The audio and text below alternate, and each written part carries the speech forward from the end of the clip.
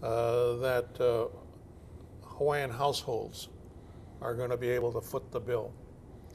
I saw a graphic in the New York Times 2-3 months ago that said basically that the average household debt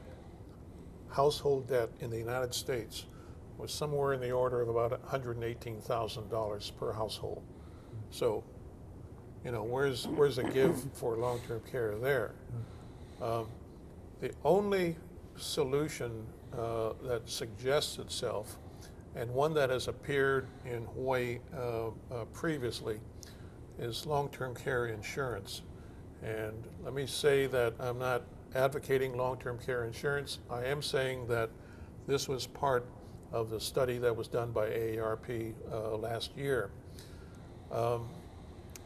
Basically, it boils down to households saving for long-term care contingencies. I mean, that's basically what insurance plans are, but they are contingent. You may not be able to collect it if you die early or whatever, but insurance amounts to savings. One of the questions that was asked by the AARP study last year was, what do you think of long-term care insurance? That was asked to 1,000 people, which in Hawaii, age 18 and over. And 1,000 questionnaires is a pretty good sample. I mean, they run presidential surveys on samples of 500, and they're pretty accurate. So we had a pretty good glimpse into what Hawaii is thinking. The big surprise was in the response by Hawaii, and we even have a slide over here that shows what people on the Big Island were thinking, and it's on the screen now. The question is, how strongly would you support or oppose requiring all Hawaii residents to pay a small monthly premium so that people could receive quality long-term care services for a limited time in the future? Hilo responded 61% supported. You can see there divided between the strongly support and the somewhat support, they add up to 61%. Those who were opposed added up to 21%. You had almost the same result in Kona, where you say 60% supported such a program and 19% opposed. You know, strongly, you know, you get this idea of nationalized medicine and so forth and so on. So the idea that only 10% were strongly opposed in Kona is remarkable, I think. These numbers track the numbers for the entire state. The numbers for the entire state were that 62% of the state survey supported a program of public long-term care insurance, and 20% were opposed, either strongly opposed or somewhat opposed. Now, about 6 or 7 years ago, as I recall, there was a insurance bill that went through the state legislature but didn't get off the ground, called Care Plus. It also was long-term care insurance, public long-term care insurance plan, which would be funded by payroll deductions. I believe as early as, you know, 21 years old or something like that. It was. I can't recall in detail the specifics of the plan, but it did call for a monthly deduction of, I'm just guessing here, I think it was like $10 a month. So these further questions that were included in the survey were sort of interesting. I'm talking about state totals now for the entire state. 29% of the responses of the total said that of the total responses said that they supported a program of less than $15 a month premium. An additional 18% said between 15 and 20 sounded okay.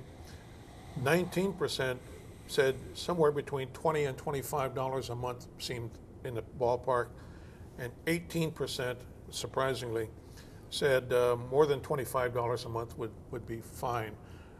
What that suggests to me, to AARP, is that the public is well aware of the risks inherent in long-term care problems, and they may be ahead of the policymakers in this thing over here in terms of what they're willing to support.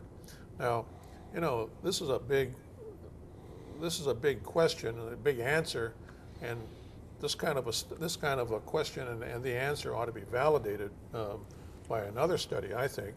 But if the new study comes up with the same response, it might be a solution to my belief that what the system needs is no less than a huge infusion of capital. Well, as a long-term care director, that's music to my ears, because we're vastly underfunded. However, you know, I'll be the devil's advocate and say that, you know, cash is fine, and we certainly need more money and more resources for long-term care. But I think we have a system that's kind of a little dysfunctional, let's face it. I mean, our healthcare system is a little dysfunctional, looking at the whole process. I mean, we can make ourselves more efficient too, and make better use of what money we do get. So I think, I hate to say it, but there's got to be some conditions on that money. And I'm a director. I mean, you know, I'd love to have a carte blanche, but you know, electronic medical records, great idea. I mean, you know, use of physician extenders, another great idea. You know, assisted living. I mean, connected to long-term care. So, like I said, music to my ears. But you know, we've got to if the healthcare profession does. If we do the long-term care industry, we do get this infusion of cash. I think, you know, it has to come with a lot of responsibility, and we have to improve ourselves. You know, I think too much we look, physicians and hospitals, we want to look at cash. You know, we want to look at money as a solution to everything, and we know that there's a fallacy to that, because you know there's no bottomless pit as far as money is concerned.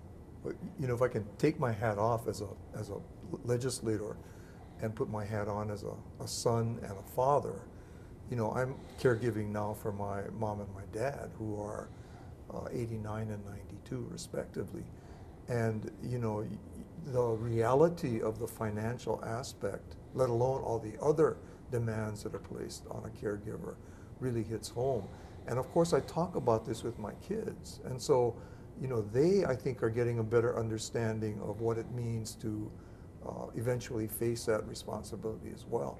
So in your statistics, Stuart, I was particularly taken by the fact that even in the demographics, that young people are willing to address this issue head on at this point, because I really think it's kind of the practical reality of what's happening now in our state. And once you understand that personally, all these other decisions become, or the conclusions that you draw become quite natural, I think. Yeah, I don't think that government has the ability to legislate every particular kind of service that is needed in the long-term care universe, because every case is different. Every case requires something different. But I think that if you make capital available in an industry that has no capital, nature will take its own course, and you will see more efficiency. I mean, things that like what Chinese Pololo Home is doing, for example, they are attempting to vertically integrate some of these services that are now still, you know, they're out there in balkanized form, fragmented form, and now that's the kind of efficiency that, you know, that makes a lot of sense. But there's not a lot of inducement